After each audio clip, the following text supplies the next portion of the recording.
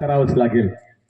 या अर्थाने या विहारामध्ये मला थोडंसं वाईट वाटल्यासारखं झालं की एवढा हा मोठा परिसर विजयनगर पासून तर सुंदरखेड पर्यंतचा फक्त 4-5 लोक येतात। 4-5 लोकांनी काय होणार? संख्या बघितली तर 2-3 हजार असेल या एरियातली, फक्त रोडच्या इकडे बाजूला। मग 3,000 फक्त 4 लोक, असं तर होणार नाही। एक तर विहाराची कमतरता असेल संचालक मंडळाची की प्रचार झाला नसेल म्हणून कोणी येत नसतील, एक ती बाबू असू शकते। नाहीतर मग आम्ही त्या मार्गाकडे जाण्यासाठी डोलझाक करत आहोत। बंधूने त्याने काहीच होणार नाही, त्या मार्गाने तुम्हाला आणि मला जावंच लागेल। जोपर्यंत आम्ही जाणार नाही तोपर्यंत आमच्यातले दोष एकदमाने कधी पूर्ण होणार नाहीत, निघणार नाहीत।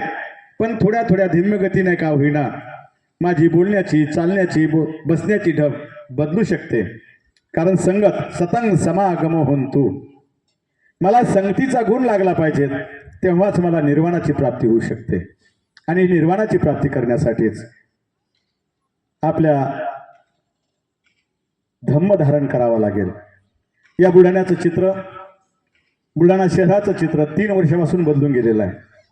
जेव्हापासून इथे यशवंतीजी आलेत तेव्हापासून चित्र थोडंसं बदललं। इथलं वातावरण धम्ममय झालं। आपापल्या एरियामध्ये आपापल्या घरामध्ये कोण काय करत असेल हे माहिती नाही, हे कुठेही ठळक नजरेने येत नव्हतं।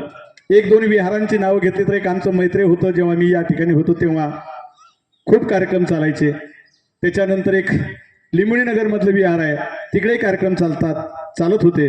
आता काय असेल तर माहिती नाही, कारण तसा माझा बुलढाण्याशी येणं जाण्याचा संपर्क 2-4 महिन्यातून एकदा आलो नाही तर याचं काय पडत नाही। तर या अर्थाने बंतीजी आल्यापासून पहिला वर्षावास त्यांच्यावाला धम्मगिरीवरती झाला आणि नंतर त्यांनी गवई साहेबांच्या घरी जे अधिष्ठान घेतलं त्या अधिष्ठानानुसार त्यांनी खूप बदलून टाकलेलं आहे। फक्त इथे भावनेच्या आरी बदलू नका, भावनेच्या आरी बदलून जाऊ नका। इथे आम्हाला शुद्ध धम्म शिकण्याची जी संधी आहे ती संधी आपण गमावता कामा नये। नाही तर संसारातला वेळ कुठे गेल्या तर बंतीजींचं प्रवचन ऐकायला गेलं आणि काय घेऊन आलं तर काहीच नाही आल्या। म्हणजे घरचे मुलं उपाशी, परिवारातले लोक उपाशी, फायदा काय? या अर्थाने नाही जायचं। जायचं असेल तर तिथे काळजीपूर्वक अधिष्ठान ग्रहण करूनच बसायचं।